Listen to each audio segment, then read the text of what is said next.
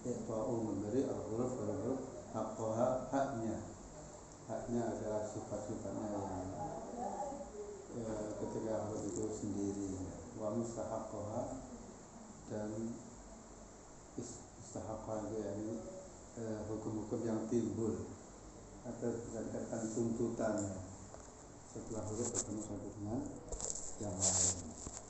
Jadi haqqaha itu adalah makharijul huruf dan sifatul huruf. Wa mustahaqqaha itu ahkamul huruf dan termasuk mat juga. Ahkamul huruf itu hukumnya idhar, idgham, ikhfa itu. Itu kan sifatnya karena pertemuan dengan huruf yang lain. Masih mat barang kan karena pertemuannya dengan mau bertemu hamzah, mau bertemu sukun. Tapi tadi itu yang ramai adalah bagian kedua. Mustahaqqah ini lah. Ya padahal itu sebetulnya tidak lebih penting daripada haqqaha. Jadi haqqaha harus matang dulu. Sifat dan makhraj ya. Tapi mau belajar tajwid itu biasanya umumnya dimulai dari mustahaqqah. Sedangkan itu butuh waktu suwe, ya. Dan itu pun mereka lebih ke teori daripada ke praktek nantinya. Terus pembagian seperti itu. Kok ternyata praktek mengikhfakannya gurunya kayak sembur yang benar ya. Dan cara izhar dan mengidghamkan itu karena sifat dan makna tidak matang sehingga ya apa mengikhfakan nun ketemu sin ketemu jim. Nah, karena tidak detail mengetahui si makhluk dan sebenarnya jim sehingga kok meraktek ikhfa ya salah. Karena ikhfa kan 10% nun, 10% huruf yang dia di depannya harus ada rasa nun, itu caranya bagaimana. Bahkan enten buku-buku tajwid itu hanya mustahaqqah hatta sendiri pelajaran. Jadi makharijul huruf itu keluar dari buku tajwid ya. Sampai buka dengan tajwid sing ditulis sing ngene Quran iki lho musafir. Ka ono makhraj, ka ono sifat. Nek ono sifat nek kol-kolah tok. Pembagian matnya gak jelas. Karena itu dalam kenyataannya sedikit yang sanggup ngulang makhraj dan sifat. Maka eman-eman kalau orang sudah niat jeguri bahasa Al-Quran ya, gak dimesti sakno. Bisa-bisa saja, apa sebabnya kok kata orang-orang Arab itu sing gawe tajwid itu mustahaqqah. Ngono apa? Kemungkinan karena mereka untuk sifat dan makhraj wis gawane ngono. Gak usah dibahas. Nek semua mustahaqqah kan kaya umpamane wong Arab lah ngomong lah mboten nganggo izhar itu lho Mas. Mana kita bahasa Indonesia kan saya makan nasi dan kamu makan roti, makanlah dengan ini kan. Maksud saya makan nasi dan kamu makan roti, makanlah dengan cucuk, janganlah ya. Kan ya akhir dari Arab itu. Jadi mau apa dianggap angel macam. Makanya itu dipelajari lebih daripada makhluk dan sifat. Nah, Indonesia kan kebalikannya. Sebenarnya hukum mempelajari ilmu tajwid terbagi menjadi dua bagian, yaitu tajwid amali praktek dan tajwid teori. Tajwid praktek dan tajwid teori yang masing-masing memiliki hukum sendiri. Tajwid amali hukumnya di sini dikatakan bahwa wajib aini bagi seseorang yang membaca Quran. Walaupun nggak tahu belajar tajwid, cukup dia itu belajarnya melalui praktek. Gak mengetahui teori-teori yang ada ya. Umpamanya belajar dengan guru. Wa minan nasi may yaqulu amanna, ya tahu bahwa prakteknya wa minan nasi may yaqulu aman. Kita baca apa tadi? Bukan harus pokoknya. Tetap guru itu sebenarnya itu loh materi itu kan praktek amali. Seperti orang bisa berbahasa Indonesia dengan lancar kan ya dari pergaulan maunya. Gak tahu tata bahasa yang betul-betul ya. Nah, yang amali ini lebih didahulukan daripada pinter tajwid tapi gak iso praktek sing bener. Mendingan gak ngerti apa-apa tapi prakteknya sae. Enten lare Kudus pada Kudus ini, pada Kudus ada sepian terus coba dukur-dukur pada Al-Quran atau mungkin di sana gak seberapa diajari apa tajwid teori sehingga materi menjadi praktek. Karena kan ya enten terus takon kula kaya toha mak apa ya mau cari wis bener nggak ngerti ngoten nggih. Nggih.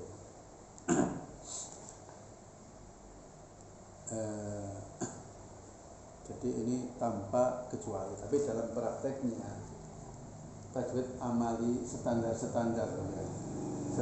bacaan itu sempurna, ya.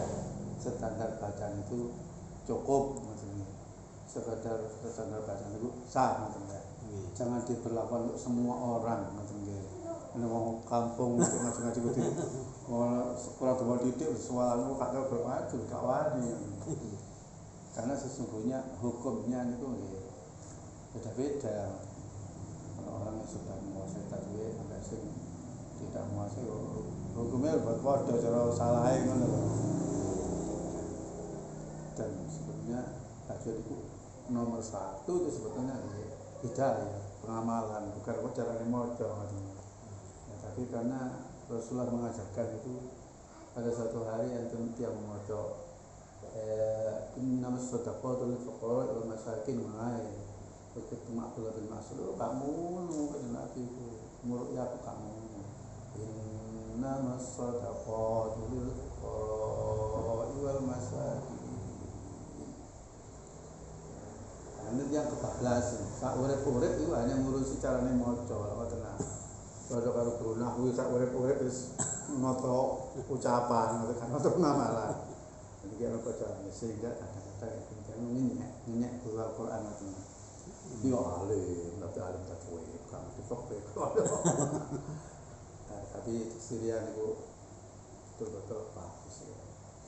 Guru-guru tajwid itu alim nahwu, alim sholat dipek banget. Jadi belajar program itu saya hukum tajwid ilmi yakni mengetahui kaidah-kaidah tajwid, pembelajaran mat, cara mengukur mat, letak-letak makhluk bisa mengatakan itu ya kayak mau nih itu kok endi gini ini kan ilmu teorinya tenan. Hukum tajwid ilmi bagi para ulama, kaidah-kaidah dalam tajwid para ulama berbeda pendapat tentang hukum mempelajarinya. Enten yang mengatakan fardu kifayah. Ini secara umum biasanya fardu kifayah, cuman fardu kifayah kan ada wilayah-wilayah. Fardu kifayah itu setingkat desa, apa setingkat kecamatan, apa setingkat kabupaten, apa setingkat nasional. Tapi contoh ada pondok satu kamar berapa orang gitu. Salah satu saja sing ngakoni wis ya wis gugur wis kamar iku dilem-lem kamar resik lah. Padahal sing kecuali siji gitu ya. Nah, itu berarti kalau kifayah tingkat kamar lah ngoten kan. Nggih. Berarti kifayah tingkat desa misalnya. Siji ya mudine udah gagal. Cukup bisa wedhus mati siji. Ya. Sampai ada fardu kifayah mungkin tingkat nasional. Di pusat ada orang yang ahli betul ilmu falak untuk menentukan kapan rioyo, kapan poso, kapan tidak butuh banyak-banyak. Nah untuk tajwid ini dulu orang mengatakan perkiraan fardu kifayahnya kira-kira kalau di Indonesia sak kabupaten. Artinya dalam setiap kabupaten ada orang yang bisa didatangi orang untuk menanyakan ini benar ya apa nih kaidah apa kok alasannya kalau perselisihan atau dia datang ini sing cocok bertajud di sini ini salah kaya ana wong loro moro antum napa antum ya ora apa dijawab sing bener antum buat tapi dijelasno cara kaidah tajud itu begini. Jadi akhirnya betul itu yang ini bahasanya ngoten. Jadi orang yang menghakimi perselisihan seperti itu. Lah apakah tetap satu kabupaten? Nek biyen kan mbokne ten HP, mbokne ten apa semua kudu moro. Nggih. Ya sak kabupaten cukupan. Lah saiki paling masan sak provinsi. Situ tok wis kabeh wong takon ngono ya. Ya iki kan kondisional. Fardu kifayah lho ya. Nggih. Wis saiki jare pembelajar yo gak iso teko guru yo darurat ya iso video call ya iso belajar melalui YouTube. Dikira-kira dhewe lah. Pokoke asline ngoten fardu cuman yo gak kuwabe wong sing ahli suci ae. Kadang-kadang ilmu kakak sepinter yo kan mari ini perselisihan. Kakak sepinter. Ada yang mengatakan wajib istilahi. Maknanya ya harus kata-kata wajib istilahi benar. Bagi kalau orang mau bisa menjadi dengan baik, maka dia wajib belajar ilmu. Wajib istilahi ini berarti wajib bahasa Arab maknanya. Ja'a zaitun, wajib baca zaitun. Itu zaitun ya boleh, tapi orang kok haram itu bukan. wajib. Wah itu zaitun salah. Apa dosa ya enggak ya tapi ada teguran. Ada wajib istilahi. Wajib dalam kata ini suatu aturan kalau ingin tajwid amalinya betul maka harus menguasai tajwid apa? Ilmi tajwid. Ilmi. Sebagian ulama membuat perincian hukum sebagai berikut. Bagi manusia secara umum hukum belajar tajwid ini sunnah. Karena dikatakan fardu kifayah matur manggian dua. Wis ana Allah gawe ngono lho. Tapi nek dihukumi sunnah akhirnya ya menarik ngoten. Kayak niki lah nyolati wong mati lah fardu kifayah. Nggih.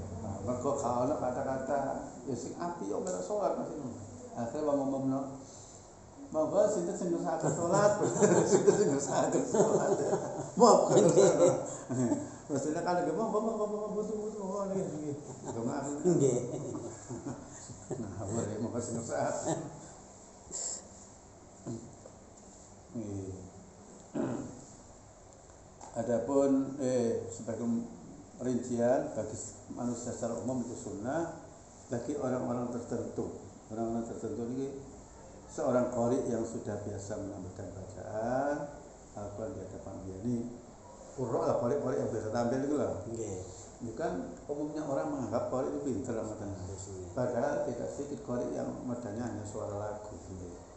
Nek kapan suara lagu, nek kapan salah ditegur wong dhek ganti ya. Padahal salah.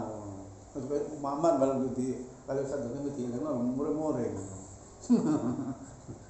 Mureng-mureng. Qari harus menguasai supaya jangan sampai salah. Walaupun dia tidak mengajar, tapi orang terlanjur menganggap dia itu bacaannya menjadi guru. Kesalahan tajwid yang sudah terlanjur adalah kesalahan banyaknya qari yang masuk rekaman-rekaman ya, yang orang senang mendengarkan tapi gak matang tajwidnya. Di sisi lain guru-guru ahli Al-Quran yang tidak punya suara baik, tidak punya lagu yang baik itu ya kalau mau kepingin rekam dia sendiri kan nggak mau. Contohnya di Imam Syafi'i di Syiah nggak mau ya, karena umumnya orang kan senang yang suaranya enak. Kalau saya rekaman 30 juz nanti siapa yang mau buka mendengarkan. Akhirnya kayak melepuh orang rekaman itu jadi mat yang mestinya 4 harokat jadi 8 harokat atau 8 harokat gawan-gawan dan larangan-larangan dalam baca Quran itu harus tersan. Kalau baca Quran lah betul saja dia suara di ayo aja suka digawe-gawe kan lho, cari perhatian.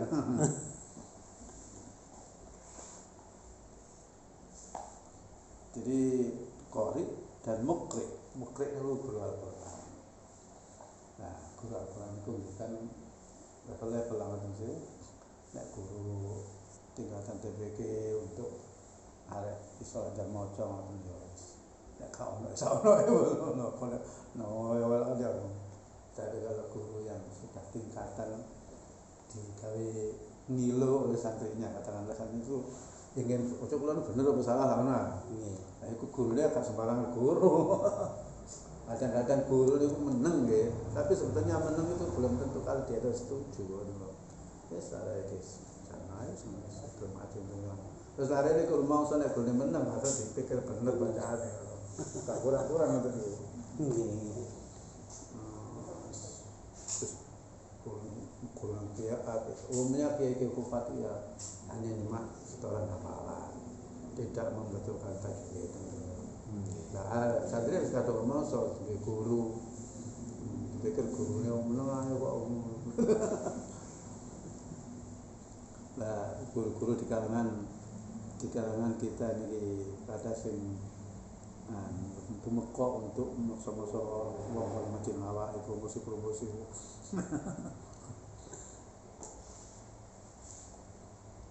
Kemudian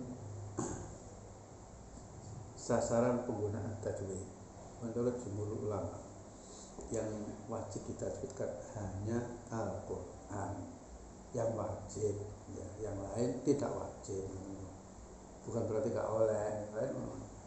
Nah, saat ini di Indonesia ini banyak wali selain Al-Quran bahasa Arab menunjuri itu ayat ahlau wasahlan dalam bahasa berkaitan gitu. Sehingga ini kayak ulang kayak Allahumma hamna bil Qur'an wa'alhulana imaman wa nuran wa hudan wa rahmah. Apa rahmah ya? Ya kak wa rahmah lah kata tajwid lah. Allahumma dzakirna minhu ma nasina wa 'allimna minhu ma jahilna. Sudah tajwid no. Iya. Warzuqna yo nang dodo yo gua enak blas ngono. Apa padahal ini dibaan yo biasa. Nek diwadani. Nek ngoten sing madani nek mboten dijadwin. Lah wong sing selawat ayam malah ngene. Ya Nabi assalam alaika gak nopo ae rasa. Allah. Ya Rasul, karya Rasul, enggak ya Rasul. Kalau malah kayak salah-salatan itu kakek dikasih nonton KN enggak nonton. Bulan itu kan lomba tiba nih mau tajwid malah ya Nabi itu ya Nabi saya juga enak. Jadi kadang-kadang ada 14 no, di Masjidil Haram itu muazin-muazinnya itu Falah ngono iki yo mosok ngono ku tajwid yo kare muni ayya ngono ku lagu tajwid sih mosok ya tasdid kok iso memanjang ngono dunia baru akbar tapi wong Arab yo berisi ngoten wis biasa ngono wis apa yo ato kabeh lomba ten Indonesia ndamel tajwid ya ngapa lomba azan lho kene ndamel tajwid ya. Enten menilai apa? Bidang tajwid azan ya. Oh. Ya, tapi harus dimaklumi bahwa itu tidak wajib karena supaya gak kebablasan. Tapi contohnya enten sing gawe hukum-hukum bahwa panjangnya kayak sholat tidak boleh lebih daripada 8 ngono ngoten lho. Padahal buat Syria biar pun ada kok. Di muazzin itu bareng mau kabeh papat itu muni bareng. Kok dole sambung sinambung. Ayalah sholat.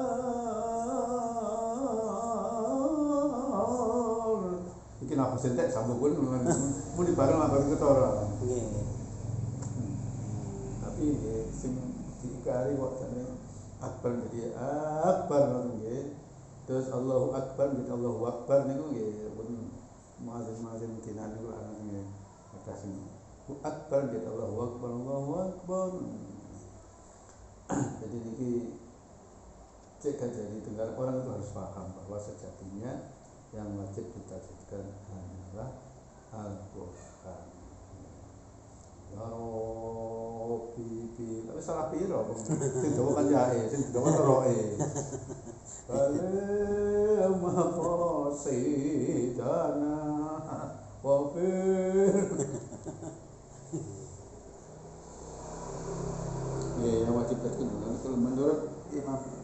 sebagian orang. Di sini yang terkenal adalah Imam Maliki. Nah, Maliki itu takzimnya kalau hadis itu pola ya. Sampai kalau membacakan hadis Rasul itu mandi, pakai wangi yang pakai agun gitu ya. Terus duduk membaca hadis itu penuh kewibawaan. Rasulullah sallallahu alaihi wasallam. Jadi semua orang itu sampai sebagian muridnya itu harus menahan nafas. Soalnya kayak abaan kok kelangan sak huruf poeman. Gurune dawuhnya imam itu satu huruf per huruf. Nah, kalau hadis saja mau bagaimana dengan Al-Qur'an tapi kalau hadis itu maksudnya ya hadis fasih dan pembawaannya itu yang anggun gitu loh maksudnya. Oleh Al-Qur'an itu aku pengen tahu baca ini guru suara. Terus berapa kali ketemuan saya aku ditakoni, konten mana Pak Opo? Cak Pak. Ayo terus blok iki lho. Terus apa? Suara aku sing enak. Pecok kok. Contohnya kata MC ini gue ngomong biasa, tapi nek kapan dirinjong bahagia gitu. Mau campur jamu iso nyuara sing gede sing agung yo gawe. Aku ki lane setan bismillahirrahmanirrahim. Ya ayyuhalladzina. Jadi suara kita tampil Kak.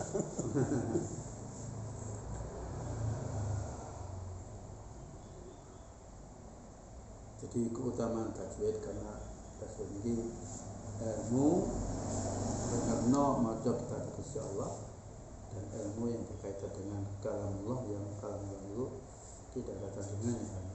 Maka tajwid ikut menjadi mulia tenang. Tapi ini yang bisa klaim ya waya semua tafsir aja selalu tahu membuat orang paham. Ya, akhirnya semuanya orang punya nilai-nilai terbaik ya rebut untuk apa membayani jauh Gusti Allah. Tidak sedikit yang juga paham Al-Quran tapi krungu bacaan sing enak tak niku wis meleleh matanya dan terus masuk Islam kadang kan iki kan Eropa kan ya semua kuat-kuat kalau mau emosi dicegat tuh dengan headset rumahno ada bisa nangis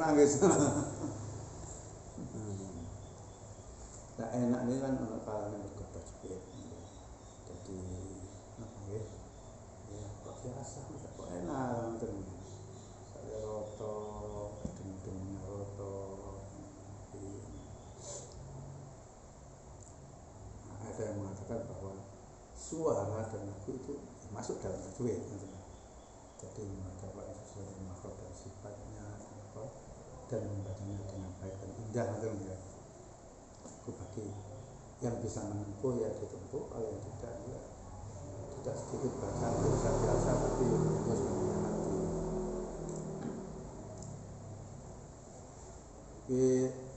Kalau tak nyetel contohnya praktek rihu